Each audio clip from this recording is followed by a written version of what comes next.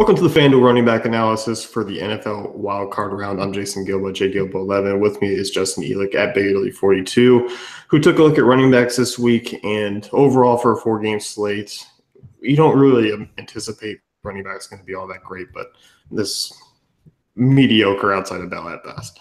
Yeah, it's pretty bad. I mean, you're looking at these guys, and you got the Giants are the third-ranked rush defense, according to Football Outsiders. Seattle's number 2. I mean, even Pittsburgh is number 11. So we got a lot of tough run defenses here this first weekend, and not a lot of good running backs. And when I say that, I mean there's two above average running backs, and then one really good. That's it. Yeah, and I think it's pretty easy to say Le'Veon Bell's just the icing on the cake this week. He's a guy I'm just going to toss into 99.9% of my lineups this weekend. Yeah, I mean, it's one of those situations where even on his worst game, like his worst game of the season might still be the highest scoring running back game this weekend because, I mean, his floor is insane. I mean, the guy sees 20-plus touches every single game. He's seen 40-plus in a couple, and obviously with this being the playoffs, there's not a chance in hell he sees 40 touches in this game because, they're not trying to wear him out. I don't expect Miami to keep it that close, but if the Steelers get up, which they should, and they probably will, they're favored by almost 10 points, I think, in this one.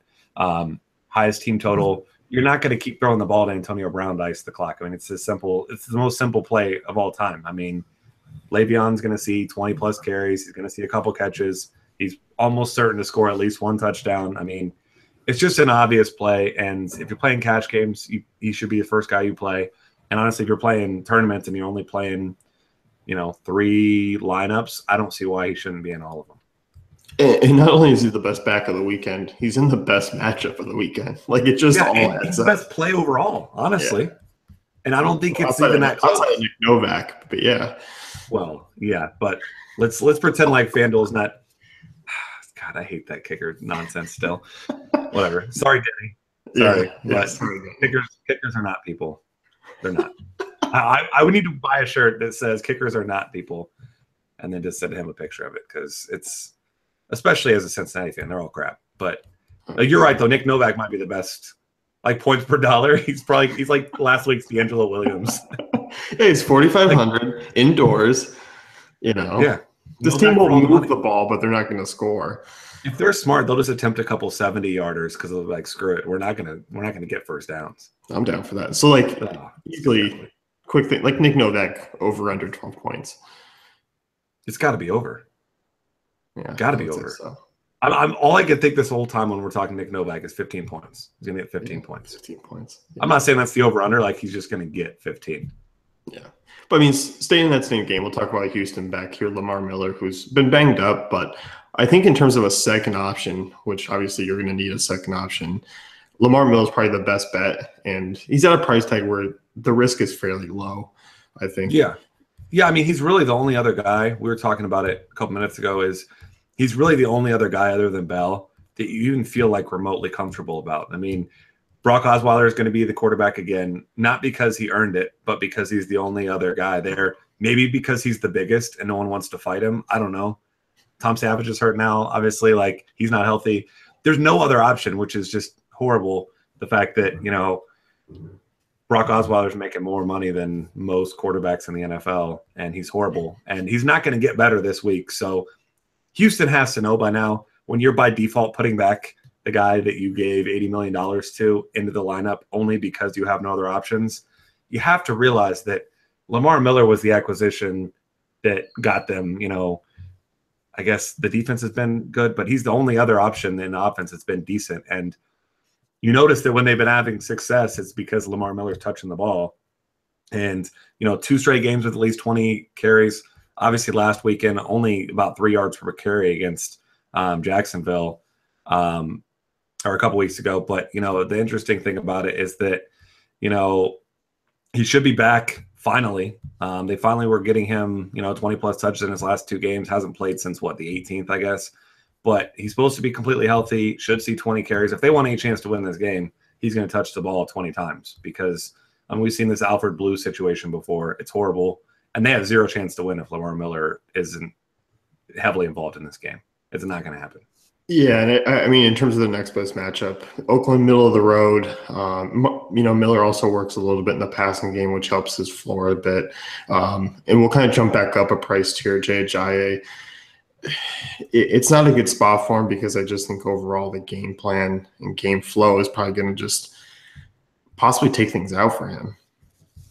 Yeah, I mean, the crazy thing about Lamar Miller this entire season has been the fact that he hasn't been involved in the passing game. Like he was he's a good pass catching back, and he really hasn't been that. I mean, first couple games of the season, he was getting 3, 4, 5 targets a game. Now he's just non-existent, and I don't know why. I mean, none of these quarterbacks can throw the ball down the field, even to DeAndre Hopkins, who Brandon freaking Whedon could throw the ball down the field to DeAndre Hopkins. I mean, it's not that hard to do.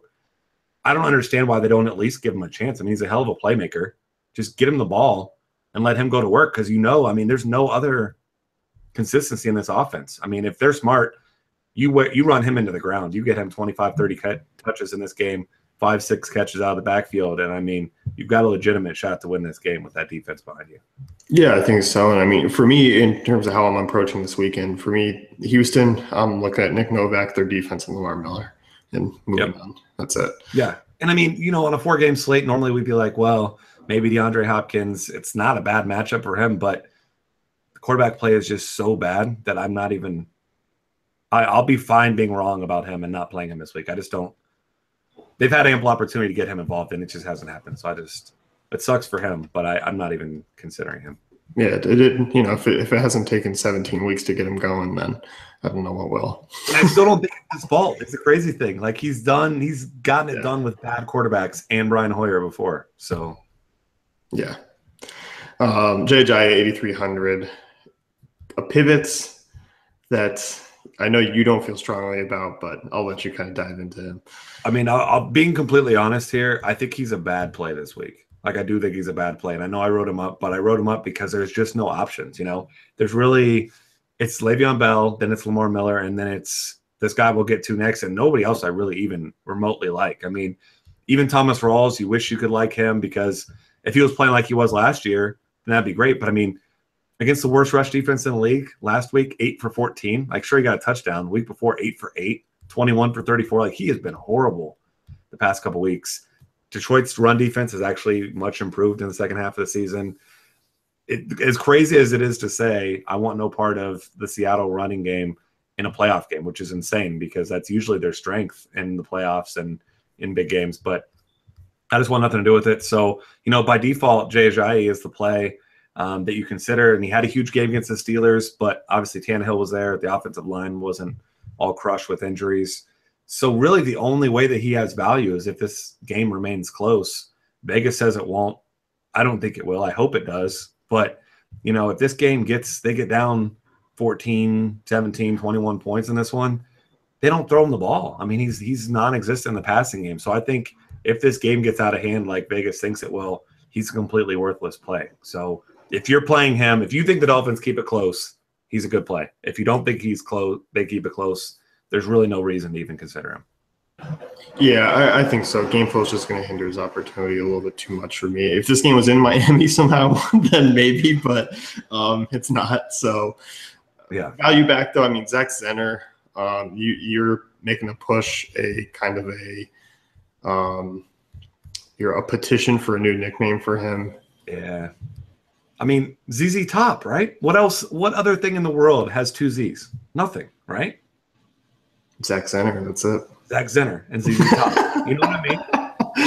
Like, obviously, he's made a huge mistake by not growing a beard, so he kind of doesn't really fit the profile. But the ZZ, it's an awesome name, let's be honest. Like, as far as players in the NFL that nobody knew existed, I guess a year ago. We knew he existed a year ago. Probably the most awesome name. And he's been kind of really Detroit's number one weapon over the last 2 weeks. Golden Tate scored a touchdown last week, but nobody was really consistent. I mean, Anquan Bolden had a decent game, but, Zenner had 24 touches last week. He's had 5, 3, and 5 targets out of the backfield recently. He runs hard. He's a strong – he kind of reminds me, and I don't want to compare to the guy because I think this guy sucks. I think he always sucked. But kind of like Peyton Hillis that one year where he was just like the bruising back who Wasn't a particularly great runner, but he ran hard. He was strong. He caught passes, and I mean, he would do something with the ball, rather than nothing. You know, I mean, I think that it's obviously a horrible matchup for him. Seattle's been great against the run. You know, David Johnson's really the only guy who's had a lot of success against them this year. And even then, it was a volume play. So I think Zenner, just by default, the fact that Seattle or Detroit's going to have a tough time throwing the ball, I think he's going to get a bunch of touches, and his yards per carry is probably going to be awful. But who else is going to get the goal line work? He'll get the goal line work. He'll probably see 5-6 targets out of the backfield. I just think he's the only guy around that range that I feel okay about. Like, I wish it was Lat Murray, but hasn't really seen much touches last couple weeks, and he's been terrible. He's been losing touches to Montgomery or Washington. Montgomery hasn't been good. The Giants' defense is tough. I think he's the only mid-range guy I feel okay about. Yeah, I do too, because the guys you mentioned, it's been a timeshare there for Oakland backs for at times this year. Ty Montgomery, getting the snaps cut into just a little bit, and Thomas Rawls. I mean, he hasn't been good. The offensive line has been awful this year. So horrible. Yeah, and obviously Rawls. I mean, what's 6,900 this week, right? I think 71. Okay, so yeah, 71, basically around Lamar Miller for me. It's just Lamar Miller's an easier option than using Rawls. Yeah, and I mean, I feel like the one guy that people might look at around that range is Paul Perkins, because he had 15 carries and then 21. And I do think Paul Perkins is an okay back, but I think they're going to be down, and I don't think they're going to be running the ball. The Giants aren't a team that runs the ball a lot. I still think that last week was kind of an illusion, kind of a misleading game flow, because the game meant nothing. So I'm not buying into that. Yeah, I agree. I mean, it's a pretty limited week for backs, and these are pretty much the guys that I'm on, basically 3. Yeah. As rough as it seems, I mean, I think if you're going to get creative, you get creative in the passing game, because I don't think there's not really home run hitters in this running game, And I mean, even Jay Ajayi, like, he got to 200 yards last time, but that last big run he had, what was it, 55 yards? The Jets only had 10 players on the field. So of course he got 50 yards.